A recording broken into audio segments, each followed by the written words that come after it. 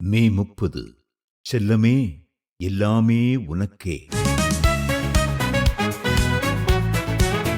ஆவியானவர் சபைகளுக்குச் சொல்லுகிறதை காதுள்ளவன் கேட்கட்டும்.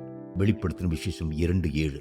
எனக்கு முன்னிருந்தவரான இயேசு தமது சீடருக்கு என்னை வேறொரு உதவியாளர் என்று அறிமுகம் செய்தார். யோவான் 14:16. அவர் அவர்களை விட்டு எடுக்கப்படும் போது என்ன செய்வதென்று அவர்கள் கலங்கிக் கொண்டிருந்தனர். அவர் அவர்களுக்கு ஆண்டவராக மட்டுமல்ல, நண்பராகவும் இருந்தார். எதற்கு வேண்டுமானாலும் உதவியும் ஆலோசனையும் நாடி அவரிடமே சென்றனர். அவர்கள் கவலைப்பட்டு கலங்க வேண்டியது இல்லை, ஏனெனில் தமக்கு பதிலாக என்னை அனுப்பி வைப்பதாக அவர் அவர்களிடம் கூறினார். அவர் செய்த கடைசி பிரசங்கமே என்னை பற்றியதுதான். யோவான் 14:16. என் பெயரைச் சொன்னாலே அநேகருக்கு நெடுங்காலம் ஒவ்வாது. விண்ணகத்திலிருந்து நான் பெந்தேகோஸ்தே நாளென்று இறங்கி வந்ததால் நான் பெந்தேகோஸ்தே சபைக்கே உரியவன் என்று அவர்கள் எண்ணியிருந்தார்கள். ஆனால் நாளாவட்டத்தில் அவர்கள் திருமறையை ஆராய்ந்து படித்த பின்னர் என்னை விரும்பும் எவருக்கும் விண்ணகத்தந்தை அருளும் வரமே நான் என புரிந்து கொண்டனர்.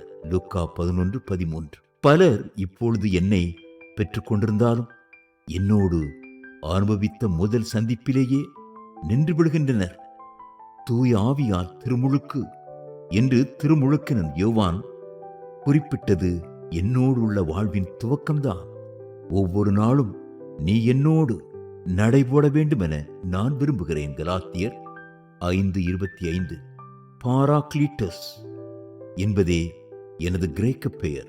அதற்கு பொருள் எப்பொழுதும் உதவியாளராய் கூடவே இருப்பவர் என்பதாகும்.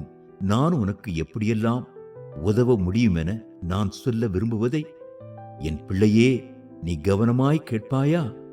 செல்லமே, அது எல்லாமே உனது நன்மைக்காகத்தான்.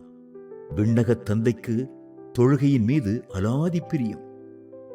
நித்தியமாய் தேவதூதர்கள் விடாது அவரை தொழுது கொண்டே இருப்பினும் அவர் திருப்தி அடையவில்லை. மனிதரிடமிருந்தே அவர் தொழுகையை வெகுவாய் எதிர்பார்க்கிறார்.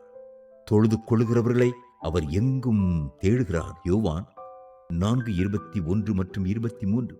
நீ அவரை தொழுது கொள்வதால் அவருக்கு ஒன்றும் கூடி விடுவதில்லை. ஆனால் அங்குதான் நெருக்கமான உறவு துவங்குவதால் அதில் அவ்வளவாய் மகிழ்கிறார். அப்போஸ்தலர் நடபடிகள் 17:25. மோசேயின் மூலம் கடவுள் தமது மக்களுக்கு தொழுகையை குறித்த அநேக சட்டங்களை கொடுத்திருந்தார். ஆனால் அவையெல்லாம் அர்த்தமிழந்து வெறும் சடங்குகளாய் மாறிவிட்டன. கடவுள் ஆவியாயிருக்கிறார். அவர் ஒரு திடப்பொருள் அல்ல. எனவே ஆராதிப்பதும் ஆவியிலேயே இருக்க வேண்டும். யோவான் 4:20. உனது தொழுகைக்கு உயிரூட்டவே நான் அனுப்பப்பட்டேன். நீ உன்னை எனக்கு திறந்து கொடுக்கும் போது நான் உனது உள்ளான மனிதனை அவிழ்த்து விடுவேன். அப்பொழுது உன் ஆன்மா களிப்புடன் துள்ளி ஆரவாரமாய் ஆராதிக்கும். பிலிப்பியர் 3:3.